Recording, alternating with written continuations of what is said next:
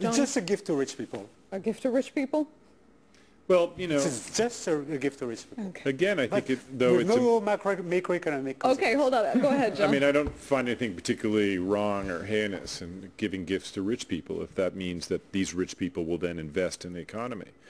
And if that also means that these rich people will perhaps not take the decision to move to Belgium or to Britain or to the United States.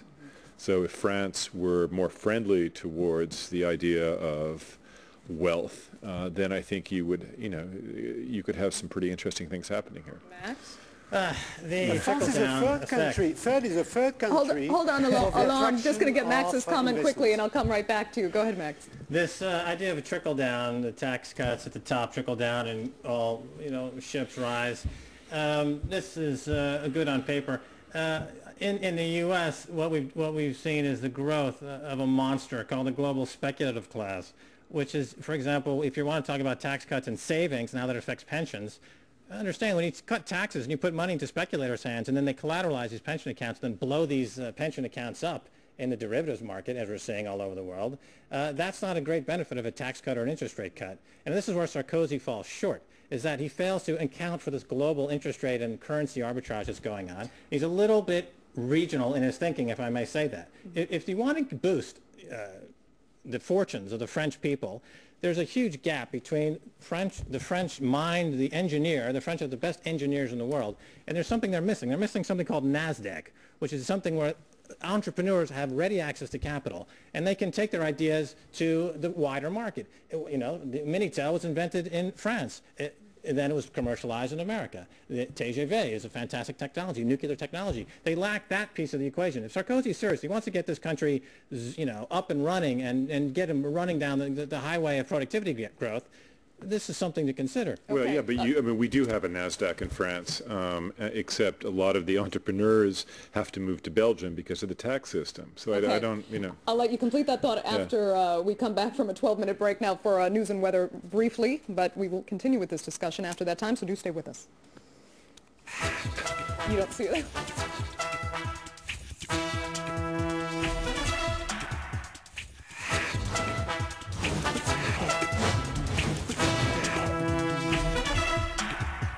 Welcome back to this edition of the debate on France 24, where we've been discussing the state of the French economy. Now, this after Prime Minister François Fillon had this to say when farmers in Corsica asked for more government assistance. I'm at the head of a state which is nearing bankruptcy. The state which during the last 15 years has been in chronic deficit. So joining me again to debate whether France is really on the road to fiscal disaster are, to my left, Jean Beausant, Vice President of Communications and Public Affairs at Publicis. To my right, Max Keiser, an independent financial analyst and founder of KarmaBank.com, and joining us via satellite from Strasbourg, Alain Lepietz, an economist and European Member of Parliament representing the French Green Party. Thanks all so much for joining us again. Alain, I want to start with you quickly and just briefly touch on the politics at play, what we think are you think are the politics at play behind Fillon's statement. Would anyone just call it a gaffe, or perhaps is it indicative of this regime's assertive new tone, or is Fillon really at odds with Sarkozy and there's a power struggle behind the scenes? I do think that there is a disagreement about the methods, and the form of the expression of a critique is so strong because it's at odds with the way Sarkozy is putting him outside of any decision. Mm-hmm. He resents that Sarkozy has taken charge even of what he believes should be his affairs.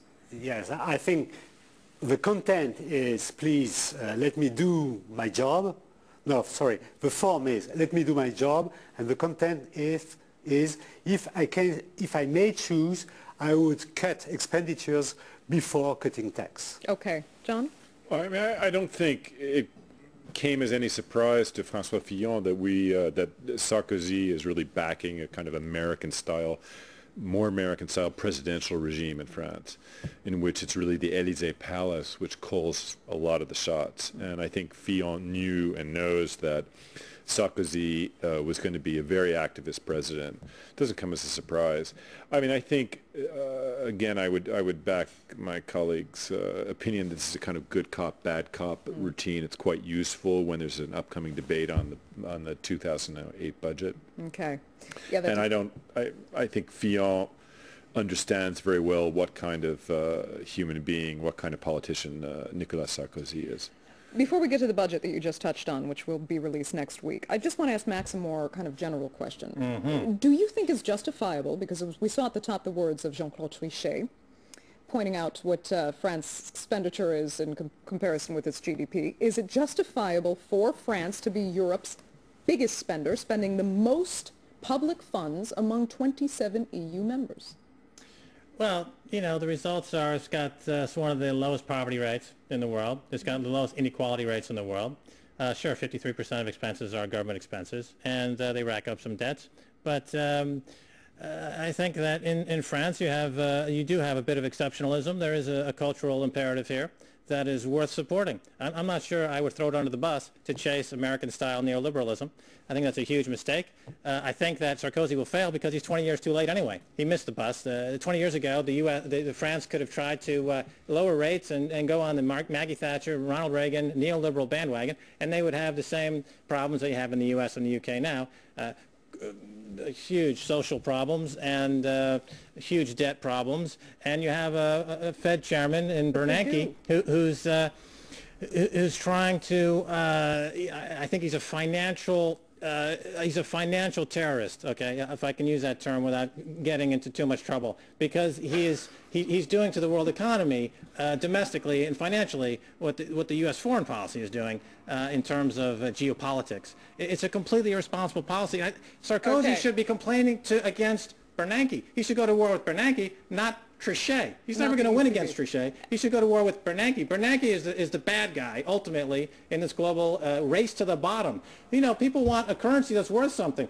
Sarkozy and the French government should be buying more gold to buttress their currency instead of selling gold. You know, under Sarkozy, they were net sellers of gold. That was a big mistake. If he wants to have a stronger currency, buy more gold. And this is what Germany's been doing. Germany's got a huge gold position. Well, the French certainly have a strong currency these days. I mean, there's no doubt. Well, and that's what Sarkozy goes head-to-head with Trichet about. And let's look at that. He's been very outspoken, as we know, on with his opinion of the European Central Bank. Well, now he's getting it back, too, because I think, you know, what Trichet said yesterday, which was basically equivalent to reading the Riot Act to the French government, saying, you know, you better reform. Your finances are in really lousy shape. And he's kind of staking out his position in advance of the debate over the budget in Parliament. And it was pretty strong language for a central banker to use. Go ahead, Alain.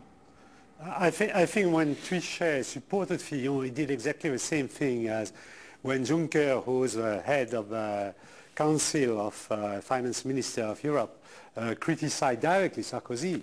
And he said, well, there is a commitment of France to come back to equilibrium by 2010, and you pretend to be committed only 2012, which is not the case. Your commitment is 2010.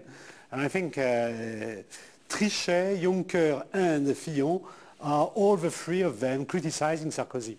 Okay. I'd like to look at the budget then to be released next week.